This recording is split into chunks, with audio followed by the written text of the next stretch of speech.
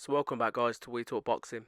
So now before I talk about the main event on Saturday night, I'm just gonna have a little bit of a chat about the fight which is being cancelled between Liam Smith versus Josh Kelly.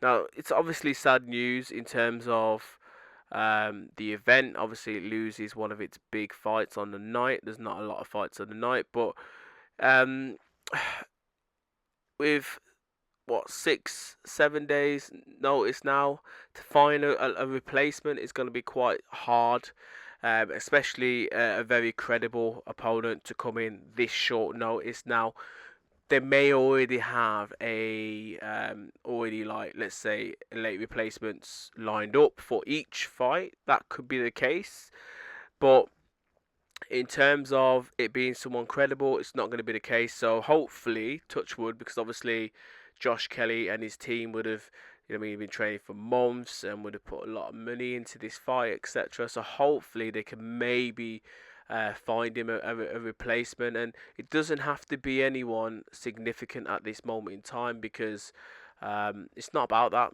because you've only got what, less than a week before these guys are meant to be in the ring. So if it could just be anybody just to get him in the ring, so that way him and his team could get paid for the event, I feel as if that would kind of do him justice. And it's a shame from the Liam Smith point of view, because it would have been an interesting fight to see what Liam Smith has left. And obviously I did a video and that was my main thing really, because his last performance against Eubank wasn't the best performance. And yeah, from there, sometimes when you're fighting in a fight against an opponent that you've already beaten, and then you put on a performance like that, sometimes that could be like the curtains for your career.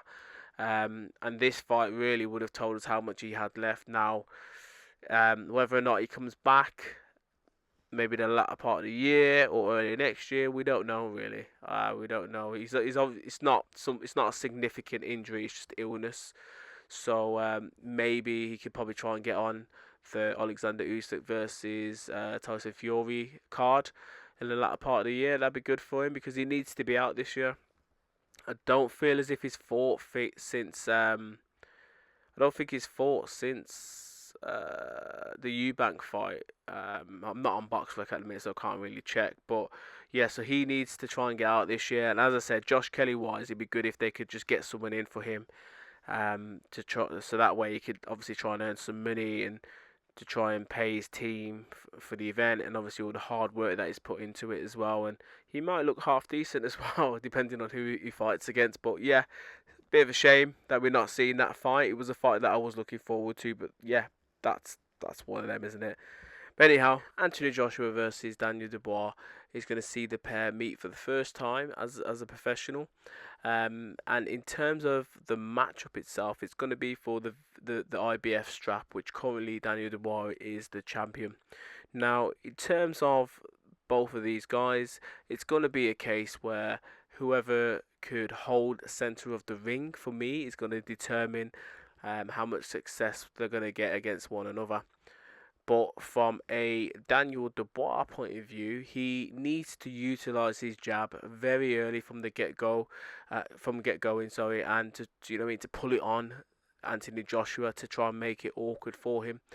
And Daniel does have a tremendous jab when he utilizes it, and it's the reason why he has a lot of success in his fights, because his opponents don't know how to cope with the jab and to work around his jab, because it's just straight out like a javelin shot put sort of thing. So he needs to set the pace early in terms of the fight and to stick that jab on Anthony Joshua, just making it awkward everywhere he goes, just pumping it out and trying to land it on his jaw. And then every now and again, you could probably try and come over the top with a right hand, which I feel as if that's probably going to be the shot what could potentially maybe catch Anthony Joshua and hurt Anthony Joshua, because they always say it's the punches that you don't see coming are the ones that hurt you. So yeah, if he could stick that jab on Anthony Joshua from the get going, AJ might not see the right hand coming as well. Okay, and obviously both guys are heavyweights. So all it takes is one shot on the chin, and that could change the fight. I'm not saying it's going to knock the person out, but potentially it could stun the person, and all that the other guy has to then do is to land with another shot, and they could go down. But in terms of AJ, um, success for him in this fight is going to be coming from his movement and his guard. So he does keep a very good high guard in terms of when he holds his hands up, and his head movement as well is very sharp. But I also feel as if his foot movement needs to be quite good in this fight as well. Daniel Dubois is very flat-footed at times, so if AJ could potentially just utilize a little bit more foot movement and try and work a couple of angles, and not go back in a straight line when Daniel's committing with his jab.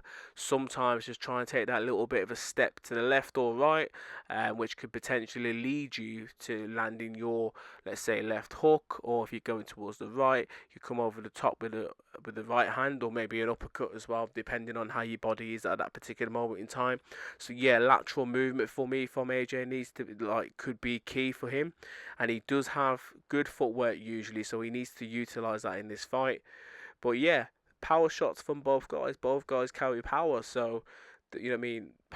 Again, it's pretty much, you can say it's that old adage really, like whoever lands first kind of, you know what I mean, can control the fight, because they could hurt their opponent a lot sooner. But for me, both guys are in tremendous form, and I wouldn't be surprised if both guys touch the canvas, or if both guys are hurt throughout the fight, or if there's some touching cloth sort of moments from both camps. But yeah, I can't see it going the distance. But what I could potentially see is maybe a mid to late round stoppage from one of the fighters. My heart is saying like is going with AJ, because obviously I'm an AJ fan, and I feel as if he will get the job done. But I also want him to get the job done because I could see the potential for the bigger fight if they can maybe make a deal with Tyson Fury in the future for that fight. But obviously I don't want to talk too soon, because we know what happens when people talk and try and think about fights that are not here at this moment in time.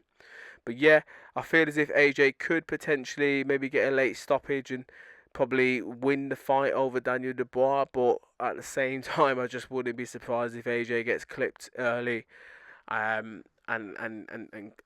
loses the fight, similar to what happened in the Andrew Ruiz fight, where he was on top in the first fight and he hurt Andy Ruiz, and then he just kind of went all eggs in one basket sort of thing to try and knock out Andy Ruiz, and got caught with a shot from the gods, which put him off balance and hurt him. And obviously that was the end of everything for him in the first fight against Andy Ruiz. So let's hope we don't see that sort of moment. But for Daniel Dubois, doesn't really move his head a lot, so the right hand is going to be key for AJ. But he needs to use that footwork, that lateral movement, and that little short bounce in and out, a bit like your the amateur style, like on your toes, bouncing in and out to try and land his right hand, Anthony Joshua. And I feel as if he can land his right hand, he could have a lot of success in the fight, because Filip Hrgovic landed his right hand quite a lot on Daniel Dubois.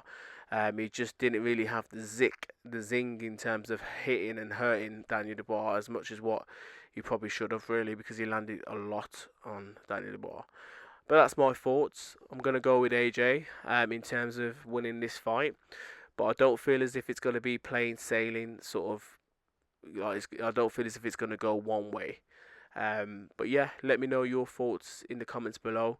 Are you like me? Are you going to go with AJ to win this fight? Or do you feel as if Daniel Dubois is going to upset the apple cart and beat Anthony Joshua and retain his title?